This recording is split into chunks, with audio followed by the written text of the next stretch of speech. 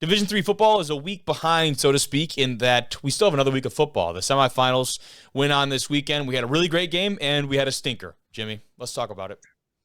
Yeah, the stinker being the 66-0 victory for North Central over Susquehanna. Really was not expecting a blowout like this, if I'm being honest. Like, No. as good as North Central is, Susquehanna, they had a really good run, and they ran into quite a buzzsaw here in this one. North Central advancing to their fifth consecutive national championship, the largest margin of victory in a postseason game, and tied for the Division III record for the largest in a national semifinal for Yeah, those so I guys. mean, just So, ridiculous. And I have the yeah. halftime score pulled up here because I think that tells more of the story than the final with 49 nothing at half, excuse me. And we know all about the North Central offense. Luke Lanen, there's not a person in the country that knows D3 football that doesn't know Luke Lanen. And the defense is what we've come to know over the course of this season that has stepped up in a very big way for this North Central squad, and they will be probably the reason they win a championship if that comes to be.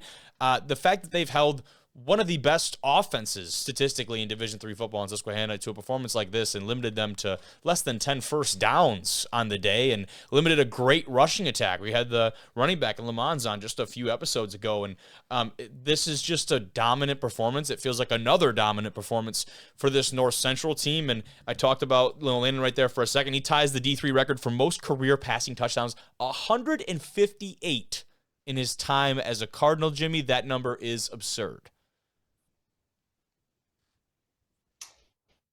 Wild. Yeah, no, yeah, that's quite the number. And I also saw today that he won a College Football Network's D3 Player of the Year as well. I saw that. Mm-hmm. So That's true. congratulations to Luke on that award too. Yeah, from AP, I believe, right?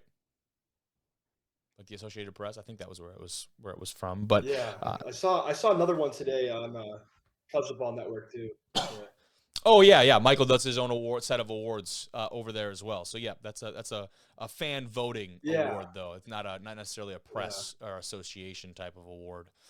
But the Cardinals, Hey, still big time. But Cardinals 14-0. They finished their largest margin of victory. You talked about it, and they allowed the Riverhawks, who were 12-2 coming into this one, they gained just 135 total yards on this Cardinal defense.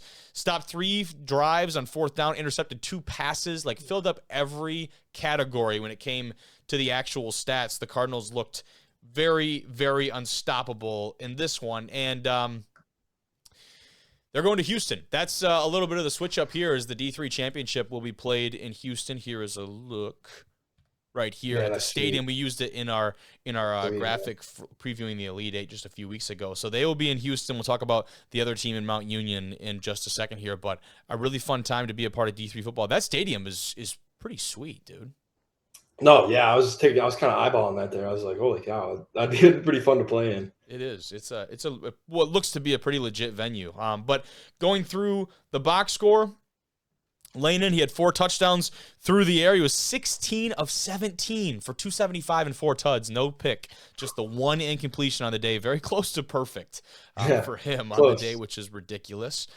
Jordan Williams led the rushing attack for this Cardinal offense, and not something that we've come to associate with them, but also partially because they got some other guys in the second half. I think it's a big part of it. He finishes 16 attempts, 106 yards. Sacco had 82 yards and 2 touchdowns, so he's still kind of the main guy for this Cardinal attack. Had a bunch of different wide receivers catching touchdown passes. But defensively for North Central, you had Philip Carlton leading the charge, 7 tackles, had a forced fumble. Braden Garrigan had a pick and a forced fumble, sack as well, just filling up the stat book all the way around. A couple PBUs from Caden Hartnett in the defensive backfield for North Central, and they're very balanced. They didn't have a single player over 7 tackles, and that's not a shot at any of them individually. It's that they have a unit that cohesively plays really good football together. But talking about the other side of the bracket, Mount Union played host to John Hopkins in a game that was really cold at kickoff, Jim. We got a little bit of some real quote-unquote playoff football here. 23 degrees in Alliance, Ohio for kickoff. Had a snow game as things progressed over on campus at Mount Union. Talk to me about this one. Yes, this was an interesting one. Mount Union did not trail in this game.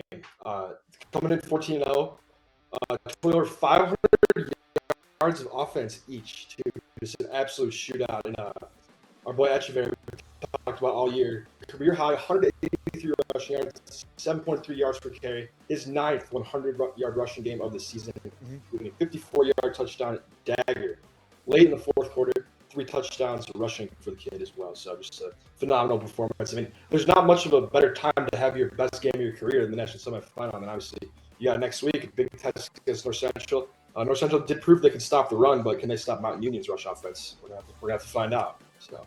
Yeah, and they led throughout the whole game here, but that lead was as short as 2 at multiple points throughout this game. I mean, John Hopkins in the passing game, you see it here. They were absolutely dealing. They were pretty potent offensively when it came to the attack through the air.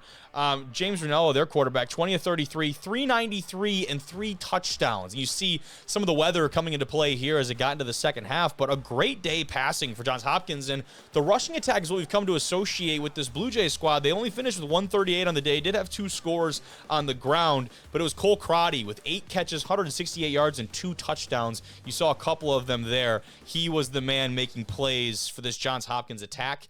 And unfortunately for them, it just wasn't enough. They won a couple great individual efforts. And honestly, you put up this many points against a really good Mount Union team, it just wasn't enough. 45-37 the final, and you're scoring 37 points in a playoff game. You're not able to get the result. I mean, that's tough. But yeah, Echeverry, he finishes 25 carries, 183 yards, 3 touchdowns. That is just another great game for him. You talked about it as a season high. Tyrell Sanders on the outside, 7 catches, 148 yards for the Purple Raiders. I mean, this attack is very, very balanced. TJ DeShields under center, 17 of 27, 218 through the air. This Mount Union team has won a lot of games against really quality opponents. What they haven't necessarily done, and I don't think they care that they've done this or not, is won them in such of a convincing fashion. When you look at their record over the course of the season, I think that would be the one differentiating factor. I would argue that Mount Union has probably played a better strength of schedule going into this Stagg Bowl as opposed to North Central. You look, even at the start of the year, remember that game against John Carroll in week 2, 37-31. That was a tough game that we didn't really know how they were going to come out of. And they kind of dominated throughout the rest of the season. You had that, what was basically the OAC championship against Marietta, 28-21, a 1-score game in Alliance. And then you finish off the year against Muskingum, 35-28. Like, they've played some really competitive games, but what they've done in the playoffs is kind of slayed some of those demons. They get that John Carroll rematch in round 1, and they dominated. We were very surprised about it. They go and they beat a quality Carnegie Mellon team. Then that Salisbury game is where I feel like they really turned it on offensively. They kept it rolling with this Johns Hopkins game, and now you're talking about a team that's back in the Stagg Bowl. We got a 2022 rematch, and Echeverry's got over 1,600 yards on the year, dude, rushing. Man, not to mention his 29 touchdowns that also leads the country. It's just ridiculous. Gosh. Having an insane season. Leading NCAA D3 with that. Over 500 yards of total offense for both of these squads in this game. And they'll be playing for their 14th national championship in program history. It is the 23rd Stagg Bowl championship appearance for this Mount Union team.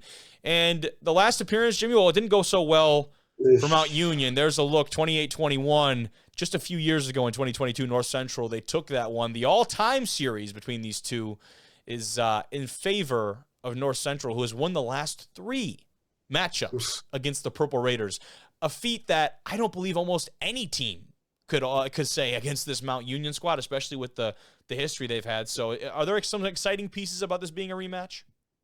Oh, of course. You obviously now at this point, there's almost like this postseason rivalry that's come about here. Yeah. And man, oh man, I can't think of a more like classic Division III football national championship than North Central and Mount Union. I mean, it's probably the two best like perennial programs in the entire country. So it's cool to see like the two big dogs go at it. For sure. I agree, and I think there's been some rhetoric on the lines of like the one joke that I will admit was pretty hilarious. Is like, this is Yankees Dodgers. Like, nobody wants this. 100%. That's exactly what it is. Yeah, we saw that obviously this year in MLB too. So yeah, bet on the favorites this year. You would have made a lot of money. Yeah. So I mean, I do understand that perspective, right? And that especially when you're talking about D3 football and coming off a year where Cortland came and just upset the entire scene and really shook up the D3 football world, we were maybe really expecting somebody else to come out as that dark horse. Maybe Cortland was back in the dance. Maybe it was a Susquehanna. Maybe it was one of the other teams that we haven't seen on the national stage. Unfortunately for those people, these national powers are national powers for a reason. And I am one that I'm excited for this matchup. This North Central team, in my opinion, just has not met their match to no fault of their own. They've been playing some very quality football. Mount Union has found a way to get it done against some quality opponents. Maybe haven't done it in as convincing of a fashion. That doesn't matter. They get one game to decide that on Saturday. And I'm with you. I'm excited for the fact that I think this is probably truly the best. I mean, that's the goal of any playoff, but this is truly the two best teams in the country, bar none. I think you could agree with that one. Yeah, and it's interesting because you have this 40-team playoff now, and sometimes you maybe think a couple of teams just like slip through the cracks and get in. Not this year. Not this year. It's the two, as we maybe would have projected before the postseason. I don't know if we did a bracket or not, but this may have been my pick. I mean, I can't just say it would have been, but yeah. I mean, who knows? So I mean, this is a very good matchup. I'm really looking forward to it. Yep, coming up, and I shouldn't say Saturday. It's another week from Saturday. I forget that we have the break, of course, with Christmas and New Year's. So these teams do get a break. January 5th in Shell Energy Stadium down there in Houston, Texas. And you look at the national championship breakdown right there, graphic from D3 Data, who does a great job covering D3 football and just sports in general. And that number of national championships pretty lopsided. But again, North Central, those two natties, have come against Mount Union in those cases. So really excited for this one. And for Mount Union, it's all about slaying their demons once again, right? They've not been able to really get it done against North Central on the biggest stage. Can this class at Mount Union go ahead and separate themselves? There was a time at Mount Union where it was not uncommon for a class to go through and win 4 national championships every year, which is just a ridiculous feat in of itself. But I'm pumped about it. Any other big notes heading up in this Stagg Bowl? Maybe we'll do a little a pick 'em before that. I think it'd be fun to feature both these teams in depth. Yeah, I mean, maybe, but I'm gonna save your suspense. I think North Central's gonna win this football game, but you got to play the game, though. You got to play the game. That's what happened last year too. And North Central was a 17-point favorite last year and lost outright. So anything can happen. Any given Saturday, we've said it all year. Any given Saturday. And to that point too, I mean, got to have a bad taste in the mouths of the Cardinals over there, being there and being at this stage just a year ago and not being able to finish the job. I know there's more motivation than ever to go and finish it. And you hear about guys talk about at the NFL level of the biggest motivating factor for winning a Super Bowl is actually losing one. And I think that factor and that kind of mindset certainly carries and permeates down through all levels of football. And the biggest motivating factor for winning a national championship might have been winning one before and not being able to get right back to that spot. So I would argue, although it maybe doesn't seem like it, North Central has more motivation than anyone in the country. And Mount Union certainly right there, right? Getting bested by them in the playoffs and having in their terms, a disappointing year last year, being knocked out by Alma. So really exciting matchup. I'm looking forward to it, Jim. I think that's all I've got for you tonight,